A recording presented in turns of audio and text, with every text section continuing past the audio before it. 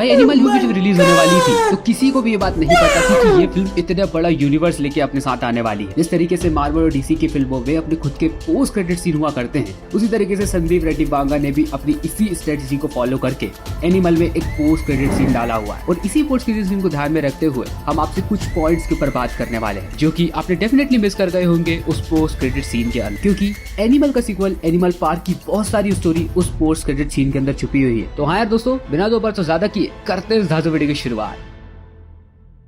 भाई फिल्म के post credit scene के बारे में तो हर कोई बात कर रहा है, लेकिन इस फिल्म के प्री क्रेडिट सीन के बारे में कोई भी बात नहीं कर रहा। हाँ, मैं वही बंदर वाली स्टोरी की बात कर रहा हूँ। जी हाँ, स्टोरी में वापस चलते हैं जहाँ पर कि हमको एक बूढ़ा सा रणबीर कपूर बताया जाता है जो कि ऑफिशियली इस स्टोरी का नैरेटर भी होता है। इन्हीं सब डिस्कशन के बीच वो एक बंदर पर भी जोक मारता है, जिसमें की 3 कैरेक्टर्स होते हैं, एक राजा, एक रानी और एक बंदर। और जब इस स्टोरी को सुनाना चालू किया जाता है तो यहाँ पर राजा को अनिल कपूर से कंपेयर किया जाता है, मतलब की बलबीर से, रानी को बलबीर की कंपनी स्वास्तिक स्टील से और बंदर को अबरार से कंपेयर किया जाता है। इस स्टोरी में बंदर की कहानी कुछ इस तरीके से बताई जाती है कि जो भी उसका मालिक उसे करने को कहता था वो उसको कॉपी किया करता था। यहाँ पर कि ऐसा हो सकता है कि ये जो मालिक की बात की जा रही हो वो रणविजय को बताने के लिए की जा रही है। अब इन्हीं सब चीजों से परेशान होकर मंत्री ने एक तरीका खोजा। यहाँ पर उसने 2 तलवार लेकर आया, जिसमें से कि एक असली थी और एक नकली। यहाँ पर कि मंत्री उस नकली तलवार को लेकर खुद को मारने की एक्टिंग करता। बंदर ने उस असली तलवार को उठाकर मंत्री पे ही तलवार चलाई और फिर कुछ ऐसा किया।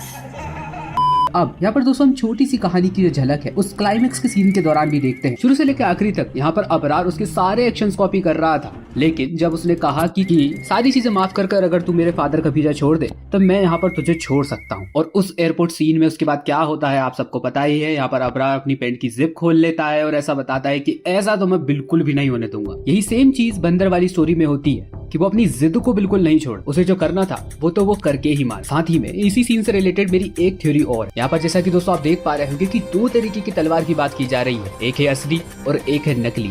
यहाँ पर दोस्तों पोस्ट क्रेडिट सीन में हम यही सेम चीज देखते हैं। यहाँ पर कि हम असली रणविजय को देखते हैं और एक नकली रणविजय को देखते हैं। और यहाँ पर दोस्तों जैसा कि मैंने आपको स्टोरी की शुरुआत में भी बताया हुआ है कि यहाँ पर जो मंकी है उसको अबरार माना जा रहा है। तो यहाँ पर दोस्तों आने वाले समय में ऐसा भी हो सकता है कि अबरार का रोल थोड़ा और ज्यादा हो सकता है कि दोस्तों उस समय वो मारा ही ना गया, क्योंकि यहाँ पर दोस्तों कई लोगों की जो डेथ है वो बहुत ही ज्यादा इनकम्प्लीट बताई गई है हमको। जैसे कि यहाँ पर बलबीर सिंह की डेथ हो गई, अबरार की डेथ हो गई। तो यहाँ पर ऐसा हो सकता है कि जो फेक रणविजय है वही रियल रणविजय को मार दे। और भाई ऐसा बहुत हद तक हो सकता है और एक ऐसा रिप्लेसमेंट ले ले जिससे कि ये पता ही ना चले कि ये फेक रणविजय ही था। साथ ही में दोस्तों यहाँ पर आपको पता है रियल प्रॉब्लम क्या है इन सबके पीछे, स्वास्तिक स्टील। सारी लड़ाइयाँ वहीं से ही चालू हुई हैं। तो यहाँ पर दोस्तों ऐसा हो सकता है कि ये जो सारी साजिशें रची जा रही हो वो सिर्फ और सिर्फ स्वास्तिक स्टील को हथियाने के लिए ही रची जा रही है। उस समय का ट्रॉमा हकी ब्रदर्स आज भी नहीं भुला पा रहे हैं। अब सारी चीजें क्लियर हो जाने के बाद हमारे मन में ये सवाल फिर उमड़ कर आता है, हमको बूढ़ा रणबीर कपूर बताया गया था वो कौन था। बहुत सारे लोगों की इस टॉपिक के रिगार्डिंग सिर्फ एक ही थ्योरी है कि हमको जो अभी रणविजय दिख रहा है वो एक्चुअल में रणविजय नहीं अजीज हकी है, मतलब कि बॉबी देओल का भाई। साथ ही में यहाँ पर दोस्तों मेरी इससे रिलेटेड एक थ्योरी और है कि ये 100% अजीज है, रणविजय बिल्कुल भी नहीं। और अब तक हमको जो बंदा कहानी सुना रहा था वो रियल रणविजय ही था। थ्योरी नंबर 3 दोस्तों हमारी ये निकल कर आती है कि अजीज 100% रणविजय की जगह ले ही लेगा। और ये जो बंदर वाली कहानी है वो रणविजय उसके पुराने दोस्तों को सुना रहा है। यहाँ पर एक बात और सोचने वाली है, पंडित एक सीन में ऐसा भी कहते हैं रणविजय से कि उसकी मौत बहुत ही ज्यादा निकट है। तो यहाँ पर ऐसा हो सकता है कि अजीज को रणविजय को मारने की कभी जरूरत ही ना पड़े, वो नेचुरल डेथ ही मारा जाए और उसकी जगह बड़ी ही आसानी से अजीज ले ले। ये सिर्फ मेरी थ्योरी है, बाकी आपकी इस रिगार्डिंग कोई थ्योरी हो तो उसे नीचे के कमेंट्स में बताइए। वहीं रणविजय को अपने जीजा जी से बहुत ही ज्यादा दिक्कत थी, वो उसे बिल्कुल भी पसंद नहीं करता था। यहाँ पर किसको एलिमिनेट करने का जो ख्याल है उसके दिमाग से जाता ही नहीं था, हमेशा ही उसके मन में रहा करता था। At this point Ranvijay realise that कि उसके जो आदरणीय ब्रदर इन लॉ जो जीजा जी हैं वो उसके ऊपर चीट कर रहे हैं। वो स्वास्तिक स्टील को हथियाने के लिए बलबीर सिंह को मारने की प्लानिंग बना रहे। और ये जो चीज थी वो रणविजय को उसके जीजा जी को मारने का 100% मौका दे देती है और वो वहीं के वहीं उसे खत्म कर देता। अब ये तो हो गई दोस्तों उसके पहले जीजा जी की कहानी। हमको इसी स्टोरी में उसके दूसरे जीजा जी भी दिखाई देते हैं जो कि इसके छोटी बहन का पति था। और इस कैरेक्टर के रिगार्डिंग एक बहुत बड़ी थ्योरी ये है कि ये जो कैरेक्टर है वो रणविजय से बाद में जाकर बदला ले वरुण की मौत का। अब आने वाले सीक्वल का नाम आखिरकार एनिमल पार्क क्यों रखा गया, इस बारे में भी दोस्तों आपसे बात कर ही लेते हैं। क्लाइमेक्स के दौरान उस पोस्ट क्रेडिट सीन में हमने ये देखा कि जोया प्रेग्नेंट है और अभी इस बात का बहुत बड़ा कंफ्यूजन है कि आखिरकार इसके पिता है कौन, अजीज या फिर रणविजय। अजीज जो कि रणविजय का डुप्लीकेट होने वाला है, वो अबरार की तीसरी बेगम से शादी करने के लिए तैयार है जिसको कि जुड़वा बच्चे हुए। अब स्टोरी में आगे बढ़ते हुए एक ऐसा पॉइंट भी आता है जब हमको ये पता चलता है कि अबरार की कई जगह रिलेशन थे और उन रिलेशन से उनके बहुत सारे बच्चे भी थे। तो देखा जाए तो यहाँ पर अजीज के बहुत सारे भाई हो गए। तो क्या अजीज और आबिद का जो पूरा एम्पायर है उसी को एनिमल पार्क बुलाया जा रहा है? आपका क्या सोचना है इस बारे में नीचे के कमेंट्स में बताइए। एनिमल का जो सीक्वल आने वाला है भाई वो और भी ज्यादा वायलेंट होने वाला। जब इसकी फर्स्ट इंस्टॉलमेंट ही थी वायलेंट थी, तो भाई आप खुद ही सोचिए जब अजीज और आबिद दोनों इस ग्राउंड में उतरेंगे तो कितना ज्यादा वायलेंस होने वाला। साथ ही में एनिमल पार्क से रिलेटेड मेरी थ्योरी नंबर 2 ये है कि ऐसा भी हो सकता है कि अजीज और उसके ग्रैंडफादर के जो पास्ट है उसको थोड़ा बहुत एक्सप्लोर किया जाए वांगा तो, क्योंकि यार अजीज की जो स्टोरी थी उसका मेन पॉइंट यही था, स्वास्थ्य स्टील से इनके और इनके भाइयों को धक्के देकर बाहर निकाला गया था। और इन्हीं सब चीजों के चलते हुए अबरार और अजीज का जिंदगी का पहला एम यही बन गया कि बलबीर से उसके फादर की मौत का बदला लेना है। तो हाँ यार, एनिमल पार्क में इनके खानदान की भी स्टोरी शायद बताई जा सकती। अब स्टोरी में दोस्तों सबसे बड़ा पॉइंट ये भी निकल कर आता है कि क्या रणविजय हमको जो अभी दिखाई दे रहा है वो आने वाले समय में वॉयलेंस छोड़ देगा, अब वो नॉर्मल लाइफ की तरफ बढ़ जाएगा। क्योंकि यार जो कुछ भी अभी तक वो कर रहा था वो अपने फादर के लिए ही कर रहा था। अगर उसके फादर इतनी बड़ी मुसीबत में ना होते तो वो कभी भी किसी के लिए कुछ ना करता। और एंड में यहाँ पर दोस्तों हमने ये भी देखा कि उसके फादर कैंसर की वजह से मारे भी गए। तो हाँ यार, मेरा इस थ्योरी पे यही कंक्लूजन है कि यहाँ पर ऐसा भी हो सकता है कि रणविजय आने वाले समय में पूरे तरीके से वॉयलेंस छोड़ दे और एक अच्छे आदमी के अंदर तब्दील हो जाए। क्योंकि एंड में दोस्तों हमने उसके एक कैरेक्टर का ट्रांसफॉर्मेशन होते हुए भी देखा हुआ था। यहाँ पर जब उसकी बीवी और बेटा जब वापस आते हैं तो वो बहुत ही ज्यादा इमोशनल हो जाता है और उस सीन को देखकर ऐसा लगता है कि रणविजय अपनी फैमिली को निभाने की तरफ अब बढ़ता जा रहा है, वो ये सब चीज छोड़ने वाला। उस समय रणविजय के चेहरे पर जो हमने सुकून देखा उन सब चीजों को ध्यान में रखते हुए तो ऐसा ही कुछ लगता है। अब चलो यार, ये तो वो कैरेक्टर्स हो गए जिनके बारे में हमको पता है कि आखिरकार आने वाले समय में ये लोग किस तरीके का रोल प्ले कर सकते हैं। लेकिन यहाँ पर हम एक कैरेक्टर को तो भूल ही गए जिसका नाम है जोया। आखिरकार भाई ये किसकी तरफ रहने वाली है, आइए इस पर भी हम आपसे बात ही कर लेते हैं। रणविजय ने जोया को नहीं मारा क्योंकि उसे पता था कि वो उससे बहुत ज्यादा प्यार करती है और कहीं ना कहीं रणविजय को भी ये बात पता थी कि ये एक बहुत बड़ा जाल हो सकता है। तो यहाँ पर वो कैसे भी कर अबरार और अजीज से इन्फॉर्मेशन निकालता जा रहा। साथ ही में उसे अबरार और अजीज की लोकेशन का भी पता चल जाता है कि आखिरकार ये दोनों कहाँ पर। तो यहाँ पर क्या ऐसा हो सकता है कि आने वाले समय में अबरार का कैरेक्टर हमको दोबारा देखने को मिले। आपका क्या सोचना है कि बॉबी देओल का कैरेक्टर अबरार वापस आ सकता है? इसे नीचे जाके कमेंट्स में बताइए भाई, क्योंकि ये बहुत ही ज्यादा कंट्रोवर्शियल थ्योरी है। कई लोगों का कहना है आएगा, कई लोगों का कहना है नहीं आएगा। लेकिन हाँ यार, एनिमल की अगर एंडिंग एक्सप्लेन पे आपने वीडियो नहीं देखा है तो उसे यहाँ पर क्लिक कर देख सकते हैं। बाकी हाँ यार, वीडियो को खत्म करने का टाइम भी आ चुका है। चलिए यार, मुलाकात होगी आपसे अगले ही एक ऐसे वीडियो में, तब तक के लिए बाय। भाई कबीर सिंह के छोटे सीन को ध्यान से देखिए। यहाँ पर इतने छोटे से सीन के पीछे इतनी ज्यादा कंट्रोवर्सी हुई थी कि भाई मैं आपको क्या ही बताऊं। 6 hours. यहाँ पर दोस्तों संदीप रेड्डी वाघा को एक बहुत ही वायलेंट डायरेक्टर के रूप में देखा गया। तो यहाँ पर संदीप रेड्डी वाघा ने इस चीज को दिल पर ले लिया और सब लोगों को ये चुनौती दे दी कि अभी तो तुमने रियल वायलेंस देखा ही नहीं है, एनिमल में है एक्चुअल में रियल वायलेंस। और सच बता रहा हूँ भाई, थिएटर में जब ये फिल्म चल रही थी तो सच में यार भाई चारों तरफ खून ही खून था और कास्टिंग से लगाकर बीजीएम तक सारी चीजें एकदम परफेक्ट हैं इस फिल्म में। तो हाँ यार दोस्तों, आज के इस वीडियो में हम एनिमल की एंडिंग के ऊपर बात करने वाले हैं, साथ ही में इसके पोस्ट क्रेडिट सीन्स के ऊपर भी हम आपसे बात करेंगे। चलिए, बताने की जरूरत तो बिल्कुल भी नहीं है, लेकिन ये वीडियो स्पॉइलर से भरा हुआ होने वाला है। तो बिना दो बात ज्यादा किए करते हैं ज़्यादा वीडियो की शुरुआत।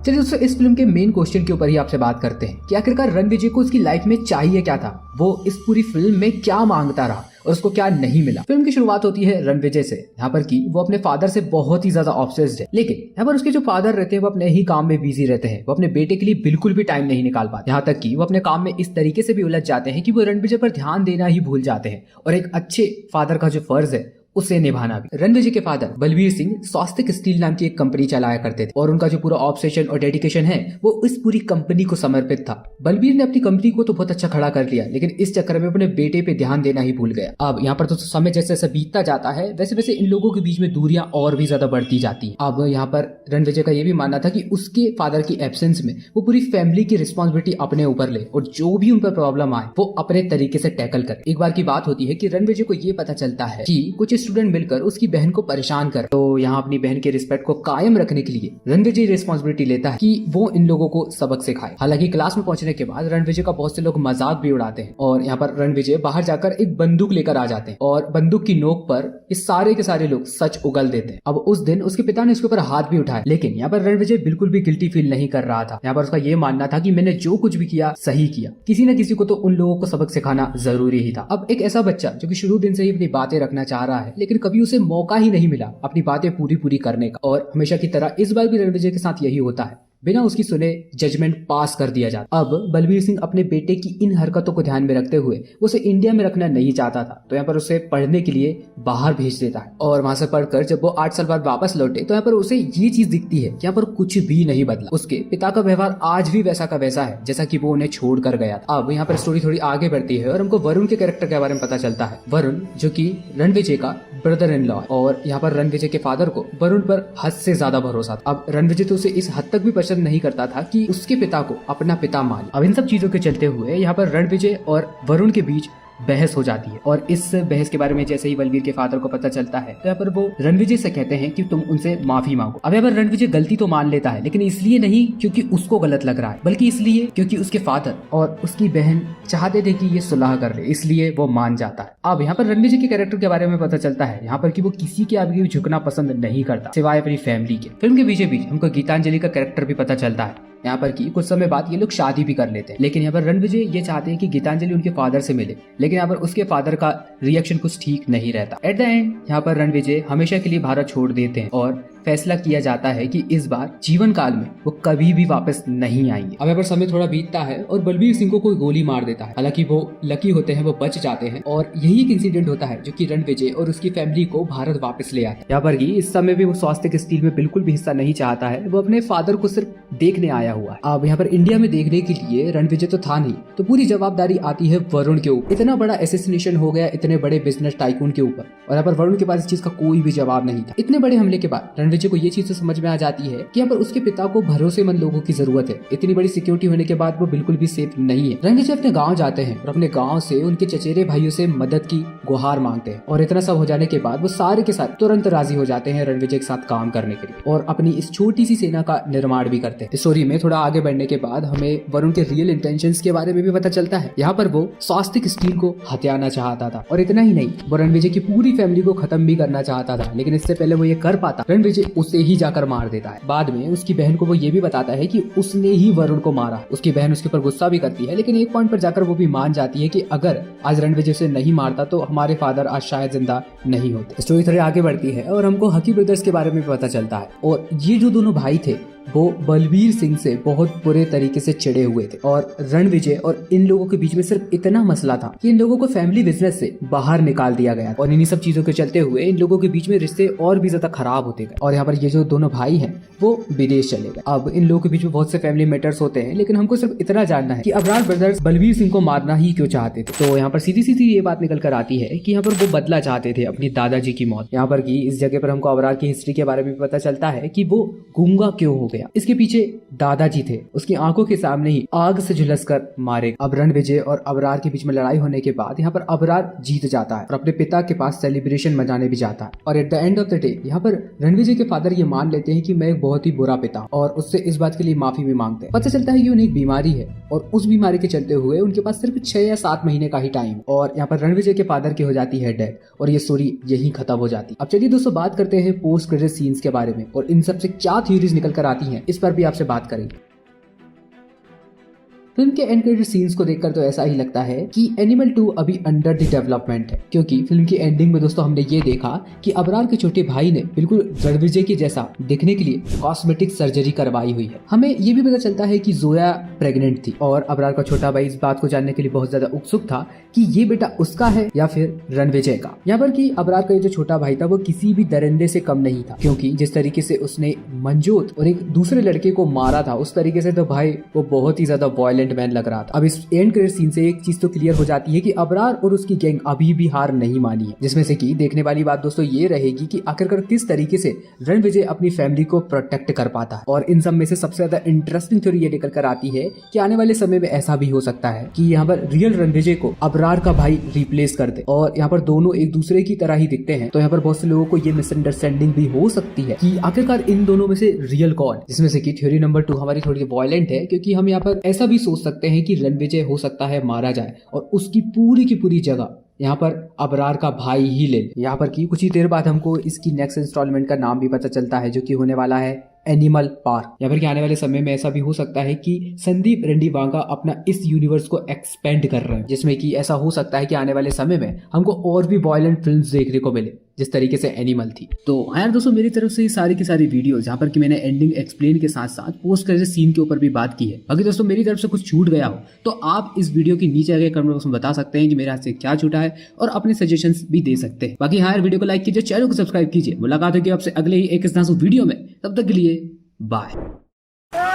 भाई थिएटर में देखते टाइम मूवी का बहुत सारे डिटेल्स फटाफट निकल जाते हैं, इसीलिए ओटीटी पे आने के बाद हमने एनिमल को फिर से देखा। और क्या था भाई ये, डायलॉग में, एक्सप्रेशन में, सिंबोलिज्म, प्रोडक्शन डिजाइन में और बैकग्राउंड म्यूजिक में भी जहाँ कहीं देखो डिटेल्स ही डिटेल्स भरा पड़ा है भाई। तो इसमें हमने जितना भी जो कुछ भी डिटेल्स को नोटिस किया है, जो कि बहुत सारे है, इसलिए ये वीडियो थोड़ा लंबी हो सकती है, तो भाई लोग थोड़ा एडजस्ट कर लेना। लेकिन कुछ भी हो जाए, कोई भी डिटेल्स को हम नहीं छोड़ेंगे, एक एक करके उन सब के ऊपर आज के इस वीडियो में हम चर्चा करेंगे। तो कुर्सी की पेटी बांध लो गाइस, ये वीडियो बहुत इंटरेस्टिंग होने वाला है। आज के बाद एक खरोच भी आई, दुनिया चला दूंगा पापा। तो कहां से स्टार्ट करें भाई, टाइमलाइन? नहीं, टाइमलाइन इसका थोड़ा कॉम्प्लिकेटेड है और वो थोड़ा लंबा होने वाला है, तो उसे एंड में देखेंगे। पहले इजी डिटेल्स देख लेते हैं, उसके बाद level by level hard details की तरफ बढ़ते जाएंगे। तो सबसे इजी डिटेल्स क्या है? डायलॉग, क्योंकि कोई भी डिटेल्स का हिंट ऑडियंस तक पहुंचाने का सबसे इजी तरीका होता है डायलॉग। तो हम पहले इजी डिटेल्स डायलॉग से शुरू करते हैं। एनिमल में बहुत से ऐसे डायलॉग है जिसे सुनते टाइम सब कुछ नॉर्मल लग रहा होता है, लेकिन उस डायलॉग के पीछे एक डीप मीनिंग भी होता है, जो कि हमें आगे देखने के बाद जाके पता चलता है। जैसे कि हो गया ये डायलॉग,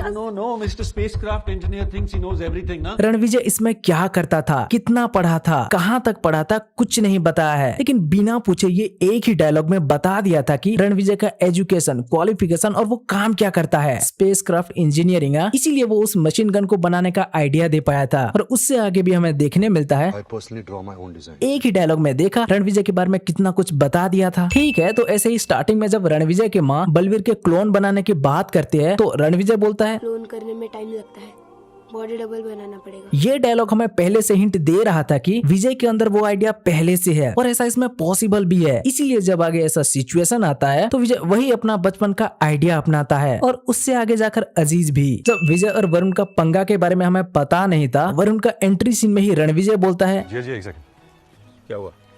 पापा पहले सिर्फ हम तीनों ही फोटो लेते। मतलब वरुण का एंट्री सीन में ही हमें हिंट दे दिया गया था कि विजय वरुण को उतना पसंद नहीं करता और वो उसे अपना फैमिली में भी नहीं गिनता। और उससे आगे क्या होता है हम सबको पता है। वरुण का गला घोटकर मारने के बाद विजय उसे गोली भी मारता है, मगर क्यों? क्योंकि कॉलेज वाला कांड के बाद विजय बोला था, दीदी, इस बार ऐसा कुछ हुआ ना कॉलेज में तो डराऊंगा नहीं, सीधा गोली मार दूंगा। जैसा कि उसने कहा था, अपना दीदी के साथ फिर से वैसा होता हुआ देखता है और उसे पता भी चलता है कि वरुण उसका पापा को मारना चाहता है। तो पहले तो अपने पापा का बदला लेता है, फिर बहन का भी, नहीं तो उसे गोली चलाने की कोई जरूरत नहीं थी। गीतांजलि को विजय वार्निंग दिया था, My father is the best father in the world. Please don't say that. Don't ever go there. पर गीतांजलि शायद ये वार्निंग को बहुत हल्के में ले लेती है। तो विजय बाद में फिर इसी वार्निंग के बाद विजय ये भी बोला था कि मैं तुझे कभी धोखा नहीं दूंगा। तब ये डायलॉग को शायद हम ऑडियंस लोग हल्के में ले लिए थे, इसीलिए जोया का सीन आने के बाद विजय को हरामी समझ रहे थे। लेकिन नहीं भाई, वो डायलॉग को विजय ऐसे ही नहीं बोला था, हमें नहीं भूलना चाहिए था, लेकिन हम चूक गए और मेकर्स जीत गए। इंटरवल का फाइट से पहले असरार बोलता है, अरे भाई, कहाँ है तू? साला तेरा नाम नहीं पता। और ये डायलॉग हमें याद दिलाने के लिए था कि सच में अभी तक हीरो का एक बार भी नाम नहीं लिया गया। मतलब वैसे तो कभी नाम लेने का जरूरत ही नहीं पड़ा, पर फिर भी विजय जब 2 बार अपना परिचय देता है तो खुद का नाम नहीं बताता। कंपनी में वो बोलता है, मैं बलबीर सिंह का बेटा। और पिंड में बोलता है, मैं बलबीर सिंह का पुत्र। मतलब इंटरवल में जाके हीरो का नाम पता चलता है। और उससे पहले भी हमें यह बात याद दिलाया जाता है। बढ़िया है भाई। कोमा से बाहर निकलने और विजय को सुनाई देने के बाद एक डॉक्टर बोलती है, कंकशंस की वजह से आपका sense of taste instant smell चला गया है। पर क्या किसी ने भी इस डायलॉग को नोटिस किया होगा? नहीं। लेकिन आगे हमें इसके रिलेटेड भी एक सीन दिखाया है। विजय को टेस्ट क्या है, स्मेल कैसा है, कुछ पता नहीं चल रहा होता तो गीतांजलि एक बार गुस्से में नमक डाल देती है। तुझे लगा टेस्ट नहीं है तो समझ में नहीं आया। जोया के पास से विजय वापस आने के बाद जब सच बोल देता है तो भयंकर झगड़ा के बाद गीता बोलती है और भाई हमें लगता है इस डायलॉग को भी बहुत से फिल्में भाई इग्नोर कर दिए होंगे। लेकिन आगे जब अजीत का सीन आता है, जोया उल्टी करती है, तब हमें इस डायलॉग का मीनिंग पता चलता है। और पता नहीं इसमें से डायलॉग्स और कितने होंगे, लेकिन हमने तो इतना ही नोटिस किया था। इसलिए चलो डायलॉग के बाद चलते हैं नेक्स्ट लेवल एक्सप्रेशन डिटेल्स की तरफ। एनिमल में कुछ सीन ऐसे भी है जहाँ कोई डायलॉग तो नहीं है, लेकिन बिना डायलॉग के भी वो सीन एक्सप्रेशन के थ्रू बहुत कुछ बता रहा है। जैसे कि हो गया ये सीन, विजय एंट्री मारते ही गीतांजलि के माताजी के मुख से हमें ये एक्सप्रेशन देखने मिलता है, जो बता रहा था कि विजय जो कहानी गीतांजलि को बता रहा था ना, जब घर में एक सुंदर लड़की होती है और उसका एक भाई होता है और भाई के बहुत सारे दोस्त होते हैं, तो उन दोस्तों में से एक को चुनकर घर के मौसी, बुआ, ताई, भाई बनाती है। तो हाँ, विजय 9th और गीता 7th में होते टाइम विजय जो प्रपोज किया था, उसके अगले साल जब विजय का कहानी रूप से सुनकर गीतांजलि विजय को अपना घर बुलाया था, तब शायद यही माताजी थे जिन्होंने कहा था कि बेटा कौन है ये? भैया के दोस्त है मौसी जी। अच्छा, भैया के दोस्त भी तुम्हारे भैया हुए ना, बांधो राखी। और भाई बना लिए। इसलिए अब जब वो गीतांजलि की एंगेजमेंट में विजय को आते हुए देखे तो गीता को देखकर कंफर्म कर रहे हैं कि कहीं ये उसे तो नहीं देख रही। फिर जब उसके अगले दिन खेल पलट जाता है तो ये माताजी बोलते हैं, ये जब बच्चा था तब से जानते इसे। मतलब कंफर्म भाई बनाने वाले माताजी यही थे, तभी विजय को देखकर ऐसा एक्सप्रेशन दे रहे थे। क्या बात है भाई, इतना बड़ा बड़ा डिटेल्स एक इतना सा छोटा एक्सप्रेशन में। अब समझ रहे हो ना भाई हम इसका इतना तारीफ क्यों कर रहे थे। बलवीर सिंह को गोली लगने के बाद जब विजय इंडिया आता है तो पहली बार वो रूप की पति गौरव से मिलता है, और जब गौरव बोलता है कि हेलो भैया, सर से मिले आप? तो विजय भी एक अजीब सा एक्सप्रेशन देता है। और पता है तब विजय क्या सोच रहा होता है? आप पहले ये देखो। पापा पापा क्यों बोलता है? उसके खुद के पापा नहीं है क्या? सर बोलना चाहिए। हाँ तो भाई बड़ा जीजा वरुण उसका पापा को पापा बोलता था तो उसे पसंद नहीं आता था, लेकिन छोटा जीजा गौरव के मुंह से जब उसका पापा को पापा ने सर बुलाते देखा तो ये लुक दिया और शायद सोचा कि बच गया बेटा, चलो अब जाके एक ढंग का जीजा मिला है, ऐसा ही कुछ। ये सीन में जब विजय जीजा घर नहीं आए, 6 घंटे से उनका फोन ऑफ है बोलता है, तो रूप की फेस पर एक अजीब सी एक्सप्रेशन दिखता है। पता है उसका मतलब क्या था? रूप ये डायलॉग को याद कर रही थी, एक दिन ऐसा आएगा इन दोनों भाइयों का दी एंड कर दूंगा मैं। लेकिन विजय क्या हुआ बोलने पर वो माइंड चेंज कर लेती है और सोचती है कि ये तो ऐसे ही बोल रहा था, थोड़ी ना ऐसा क्या होगा। पर वो उसका डाउट एक्सप्रेशन सही था भाई। विजय सच में उस दिन उन दोनों भाइयों को मार दिया होता है जैसे कि पहले उसने कहा था। नेक्स्ट वरुण का हमें 2 एक्सप्रेशन देखने मिलता है, जिसमें से पहला विजय का पिंड के भाइयों को देखने के बाद निकलता है और दूसरा बलवीर सिंह को जिंदा देखने के बाद। और इसका मतलब क्या है आप तो जानते ही होंगे, सिंपल सा है, लेकिन फिर भी इसे ऐड किया गया है, देख के अच्छा लगा तो हमने बता दिया। नेक्स्ट एक और एक्सप्रेशन या कहीं इशारा वाला डिटेल्स, जैसे कि आप लोग नोटिस किए होंगे कि नहीं पता नहीं, लेकिन विजय और गीतांजलि का जब हीरो बोलने को लेकर झगड़ा होता है तो विजय आवाज निकलने से अच्छा गूंगा बहरा बनना पसंद करता है और ये इशारा करता है, मतलब विजय म्यूट बन जाता है और तभी म्यूट अवरार का एंट्री होता है। तो क्या हम इसे म्यूट चैप्टर ओपन होने का डिटेल समझे? पता नहीं, इसे लेकर मैं कंफ्यूज हूँ, लेकिन नोटिस किया तो बता दिया। ठीक है, तो अब अगला बैकग्राउंड म्यूजिक। एनिमल में कुछ ऐसा सीन भी है जहाँ डिटेलिंग के लिए बैकग्राउंड म्यूजिक या साउंड इफेक्ट्स का भी यूज हुआ है, जैसे कि हो गया विजय का स्कूल सॉन्ग। अमेरिका से आने के बाद गीतांजलि को याद दिलाने के लिए विजय जो स्कूल सॉन्ग गाता है, वही स्कूल सॉन्ग हमें विजय का पास्ट सीन और कितने सारे डिटेल्स होंगे जिसे कि हमने भी नोटिस नहीं किया होगा। खैर अब वीडियो भी लंबी हो रही है तो इस वीडियो को यहीं खत्म करते हैं भाई। आपने इसके अंदर कितना डिटेल्स को नोटिस किया था और अगर हमने भी कुछ डिटेल्स को मिस कर दिया है तो प्लीज कमेंट करके हमें जरूर बताना। बाकी अगर ये वीडियो अच्छी लगी हो तो भाई वीडियो को लाइक करके अपने दोस्तों के साथ शेयर करना और चैनल को